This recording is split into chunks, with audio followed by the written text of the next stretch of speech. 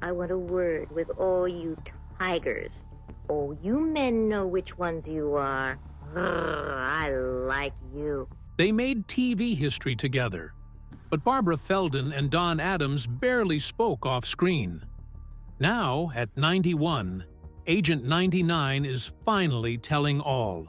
The executive who wanted her gone, the fake spy she married, and the devastating reason she disappeared from Hollywood. From secret addictions to stolen fortunes, this is the dark story behind America's favorite spy comedy. Barbara Feldon was born as Barbara Ann Hall on March 12, 1933, in Bethel Park, Pennsylvania. She grew up in a quiet suburban neighborhood with her parents and her older sister, Patricia. Her father worked in the paper box industry, and her mother took care of the home. From a young age, Barbara had a creative spark. She loved the arts and felt drawn to performing, though she didn't know then how far it would take her. In high school, she discovered acting and quickly became passionate about it. She spent hours training at the Pittsburgh Playhouse, a well-known school for young performers. Her talent grew, and when it was time for college, she chose to study drama at Carnegie Institute of Technology, now known as Carnegie Mellon University. It was one of the best drama schools in the country, and by the time she graduated in 1955, she had built a strong foundation in acting. She was also an active part of campus life and joined the Delta Chi chapter of Kappa Kappa Gamma sorority. One of the things that made Feldon stand out on screen was her unforgettable stare, an intense and almost hypnotic look that made her performances so unique. But this wasn't something she learned in acting school. It actually came from her nearsightedness. The way she focused her vision gave her a natural, alluring gaze, and what could have been a small inconvenience in everyday life ended up becoming one of her signature traits as an actress. Barbara Feldon arrived in New York City in 1957, hoping to become an actress. She had talent and ambition, but like so many newcomers, she struggled to find roles. To support herself, she worked as a showgirl at the Copacabana nightclub. She also performed in a revival of the Ziegfeld Follies. These jobs helped her gain confidence on stage, but they didn't bring her any closer to her dream. Acting opportunities were scarce, and she needed another way to make a living. That's when a chance encounter changed everything. At a party, she met a successful model named Gillis McGill, who suggested she try modeling. Feldon wasn't convinced at first. She saw modeling as something temporary, not a real career. But McGill insisted, so she gave it a shot. She started as a house model for designer Pauline Trigère, then quickly moved into high fashion. Her tall, striking look made her a perfect fit for the industry. Soon, she was traveling for photo shoots and earning far more than she had as a struggling actress. Modeling gave her more than just financial stability. It taught her how to carry herself with confidence and how to work with cameras.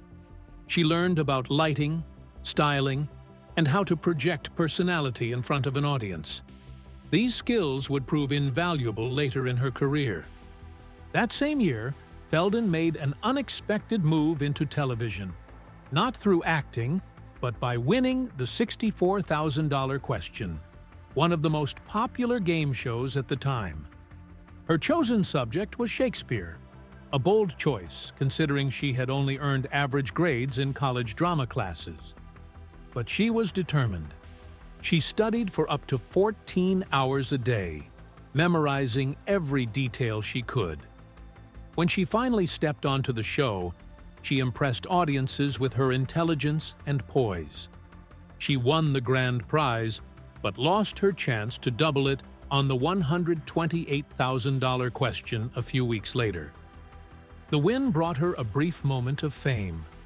Newspapers covered her story, and with the prize money, she and her husband opened an art gallery in Greenwich Village. The gallery focused on abstract expressionist art, but despite their efforts, it struggled financially. Within a few years, her husband returned to advertising, and Feldon once again found herself searching for new opportunities. Then came the moment that would change everything. She was cast in a commercial for Revlon's Top Brass hair pomade, a men's grooming product. The ad was simple. Feldon lay on an animal print tiger rug, gazed into the camera, and called the male audience tigers. It was playful, sultry, and completely different from anything on TV at the time. The commercial became a sensation. People couldn't stop talking about it, and Feldon became known as Tiger Girl. The attention was both exciting and frustrating. The ad made her famous, and the pay was incredible. She once revealed that a single commercial earned her more money than an entire season of Get Smart. But casting directors now saw her as just a commercial actress. She landed guest roles on shows like Flipper, 12 O'Clock High, and The Man from UNCLE. But she still wasn't getting the kind of roles she wanted. Then came an unexpected call. Mel Brooks and Buck Henry, the creators of Get Smart, had seen her in the Revlon commercial. But it wasn't just her beauty that caught their attention. They saw something else: charm, presence, and the kind of charisma that could work in comedy. One of the show's producers, Leonard Stern, later admitted that Feldon's very sensual performance in the ad made them take notice. Not everyone was convinced she was right for the role. One of the show's sponsors objected because she had endorsed a competing product. Just 2 weeks into filming, their CEO demanded she be fired. Feldon tried to fight it. She explained that the commercial had been filmed long before she got the role. Revlon even agreed to stop airing it, but none of that seemed to matter. The decision wasn't in her hands. Then something unexpected happened. NBC refused to back down. They kept her on the show. A year later, Get Smart was a huge hit, and that same CEO who had tried to fire her invited her for a photo op. She smiled for the camera, knowing she had won. But this wasn't the only challenge she faced. Playing Agent 99 was already unusual for the time. Women in the 1960s were usually written as side characters, not top-level spies. If they were involved in action, they were often in distress, waiting to be saved. Agent 99 was different.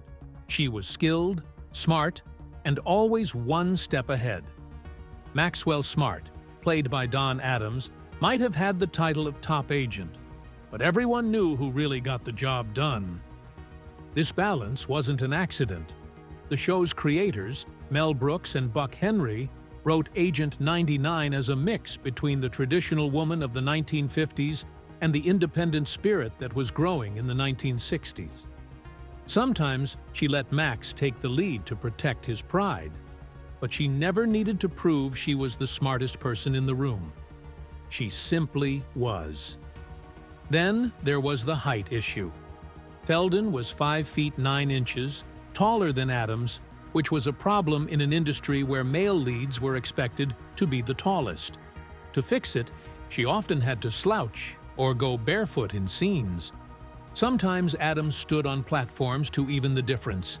It was a small detail, but it showed how television still wasn't used to having a strong woman share the spotlight. None of this stopped the show from becoming a success.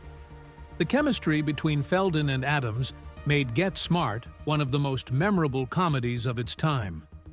Max was clumsy and overconfident, while 99 was always calm and capable. Their dynamic made the show work, and audiences loved it. Barbara Feldon once shared something surprising about Don Adams. He almost never rehearsed. Most actors spend hours going over their lines and perfecting every movement. But Adams relied on instinct. His timing was so sharp that he could take an average joke and turn it into something hilarious. That crisp way he spoke wasn't just part of his character. He had based it on actor William Powell, whose fast delivery had a rhythm he admired. On set, Adams trusted himself completely. He often changed lines at the last second or played with the timing of a joke to make it funnier.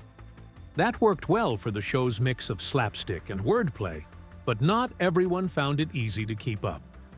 Barbara Feldon respected his talent, but admitted it could be challenging. She had to react in real time, adjusting to whatever he threw into a scene. Some cast members and directors preferred structured rehearsals, but Adams believed in spontaneity. It paid off. He won 3 Emmy Awards in a row for Get Smart, proving that his instincts were right. Even though Adams and Feldon had great chemistry on screen, they were never a couple in real life. Their relationship was professional, sometimes even a little formal, especially in the early years. Adams was married for most of the show, and Feldon had her own life away from set. She once said they were from 2 different worlds, which made romance unlikely. But over time, they became close friends. When they reunited for Get Smart, again.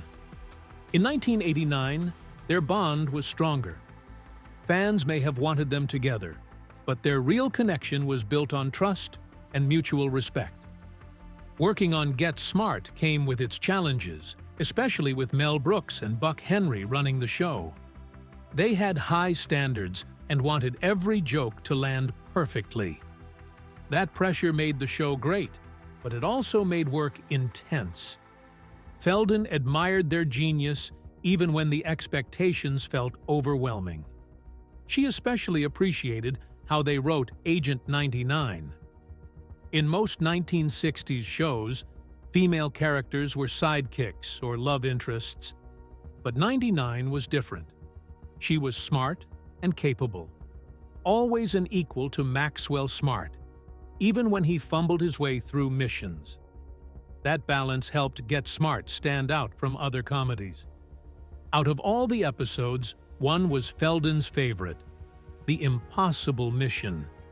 It aired in 1968 and had everything she loved about the show. There was action, humor, and even a rare romantic moment between Max and 99. In one scene, Max tells her that, under different circumstances, he would have liked to spend his life with her. She takes it as a proposal, adding an emotional touch to the usual comedy. The episode also had one of the best parodies in the series. At the time, Mission Impossible was a hit, and Get Smart put its own spin on it. Max receives orders from a self-destructing tape recorder, just like in the spy drama, except with a ridiculous twist. Another highlight was when Max and 99 disguised themselves to escape Chaos agents. Feldon got to dress up as Charlie Chaplin, acting out a silent film-style scene that let her show off her own comedy skills. She loved that mix of humor and romance, which is why the episode remained a favorite long after the show ended. Even now, Get Smart is remembered as one of television's greatest comedies. Don Adams had an instinct for timing. Barbara Feldon brought charm and intelligence to Agent 99, and the creators pushed the show beyond a typical sitcom. Decades later, it still holds up, proving that great comedy never really gets old. When Get Smart ended in 1970, Barbara Feldon faced a problem she never expected. For 5 years, she had played Agent 99, a role that made her famous. But that fame came with a cost. Hollywood couldn't see her as anything else. No matter how hard she tried to move on, casting directors only saw the smart and stylish spy. The typecasting was so strong that she barely worked for a year after the show ended. Even when she auditioned for serious roles, her presence made people laugh. It didn't matter if the scene wasn't funny. The moment she appeared, audiences thought of Agent 99. She kept pushing forward. She landed guest spots on hit shows like Cheers and Mad About You. In Cheers, she played Sam Malone's love interest in a Valentine's Day episode. In Mad About You, she played a former TV spy star, a character clearly inspired by her own past. These roles were fun, but they didn't change anything. They were reminders of where people knew her from. The entertainment industry worked differently back then. Actors didn't move from TV to film as easily as they do today. She felt stuck in a role that had made her famous, but was now holding her back. She tried breaking into movies, but nothing matched the success of Get Smart. In 1967, she starred in Fitzwilly with Dick Van Dyke. It was a lighthearted comedy, and she played a love interest caught up in a heist. The film did fine, but it didn't take her career to the next level. In 1975, she played a cold, self-absorbed beauty pageant coordinator in Smile. The movie was sharp and well-reviewed, but it didn't give Feldon a fresh start. She took roles in other films like No Deposit, No Return, but none of them changed the way Hollywood saw her. Part of the problem was timing. Most movies in that era revolved around male leads. Good roles for women were rare. She also never fully committed to life in Los Angeles, which limited her chances in film. Even with these setbacks, she didn't dwell on what she couldn't change. She focused on what she could. She found steady work in hosting and voiceovers. In the 70s and 80s, her voice became familiar in commercials for brands like Revlon. She also hosted entertainment news shows and big events like the Tournament of Roses parade. Voiceover work let her stay connected with audiences without facing the frustrations of typecasting. Over time, she realized she was drawn to quieter, more creative pursuits, like writing. But one of the biggest surprises she ever shared about her career was how fame had made her feel. She never set out to be famous, and when it happened, it felt strange. She once said it was like living someone else's life. People treated her like a star, but she never saw herself that way. She knew fame could disappear as quickly as it arrived. She refused to let it define her. That mindset shaped the choices she made later. Instead of chasing roles, she stepped back from Hollywood and focused on writing. In 2003, she published Living Alone and Loving It, a book about independence. It struck a chord with readers who admired her honesty. She had once been one of the most recognizable faces on television, but she never let that fame control her. Instead, she built a life that made her happy, one that had nothing to do with being Agent 99. Barbara Feldon's love life was filled with passion, heartbreak, and ultimately, self-discovery. Her first marriage to Lucien Verdoux Feldon in 1958 started like a dream. He had a European accent, a mysterious past, and stories that sounded straight out of a spy novel. He claimed to be a pilot, and even hinted at being an actual spy. For a young actress stepping into show business, it was thrilling. But reality didn't take long to catch up. Lucien had a dark side. He struggled with gambling, infidelity, and drug addiction. His gambling habit was so extreme that he burned through much of the prize money Barbara had won on the $64,000 question, where she had demonstrated an impressive knowledge of Shakespeare. As the marriage unraveled, Barbara realized that the man she had fallen for was not the person he had pretended to be. The charm faded, replaced by disappointment. In 1967, the marriage ended, but even after the divorce, Barbara kept his last name professionally. By then, she had become a household name as Agent 99 on Get Smart, and changing her name could have disrupted her rising career. Years later, when Lucien passed away in 1991, she did something unexpected. She spoke at his funeral. Despite everything, she looked back on their time together as an adventure. It was a chapter of her life that, while painful, had shaped her. Not long after her divorce, Barbara found love again. This time, it was with Burt Nodella, the producer of Get Smart. They were together for over a decade, from 1968 to 1979. but they never married or had children. Eventually, Barbara realized that they weren't meant to be life partners. The relationship ended, but the bond they had built remained. Even after they went their separate ways, they stayed close until Bert's passing. This period in her life marked a turning point. After the breakup, Barbara moved back to New York City. But instead of searching for another relationship, she embraced something different: solitude. It wasn't loneliness, it was independence. She didn't see being single as something to be pitied. Instead, she saw it as an opportunity. Living alone gave her the freedom to grow, explore new interests, and build deep friendships. She had no regrets about not remarrying or having children. Society had long pushed the idea that fulfillment came from marriage and family, but Barbara never felt pressured by those expectations. In interviews, she spoke candidly about the joy she found in her own company.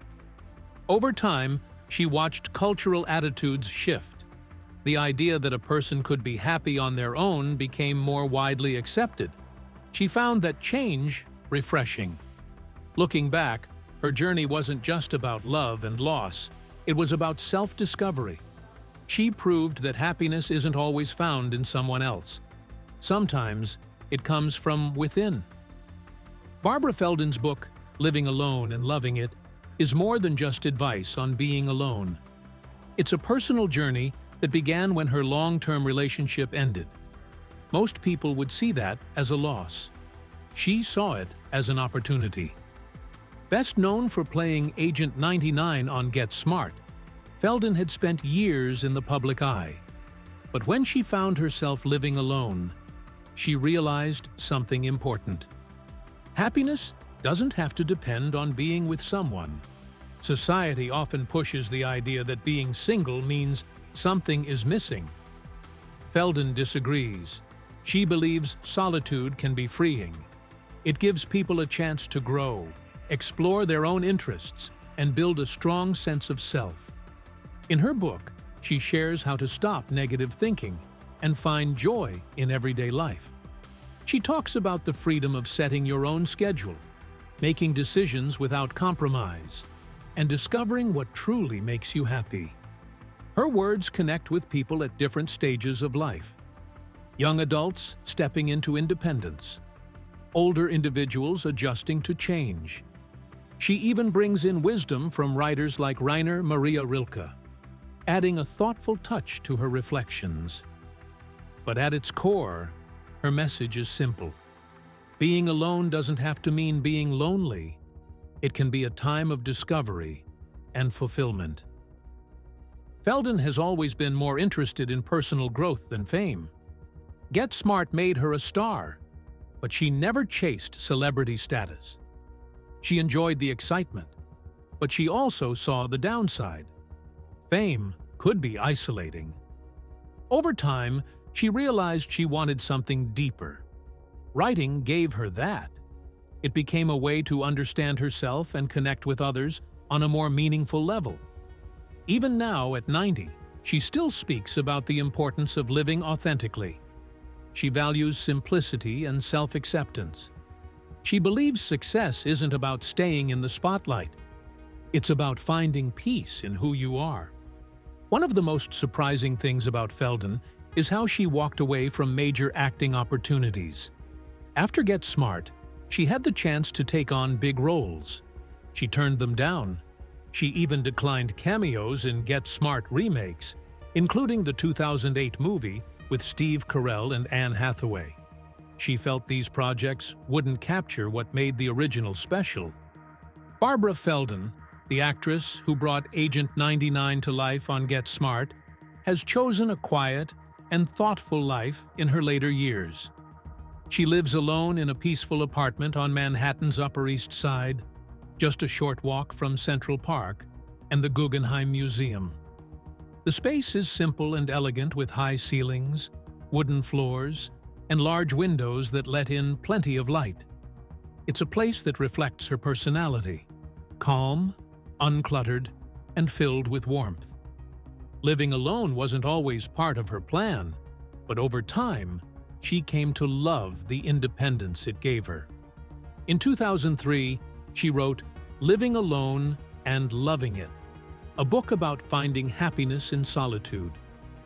She had spent years in relationships, sharing her life and space with others, but eventually realized that being on her own brought a kind of peace she had never fully appreciated before. Writing became one of her greatest joys. She contributed essays to Metropolitan magazine, and in 2024, she published her memoir, Getting Smarter. In her writing, she explores the lessons she has learned about love, career, and the power of self-reliance. Though she rarely acts anymore, she still takes part in poetry readings and sometimes joins small theater productions, drawn to the creative energy of live performance. She enjoys the simple things.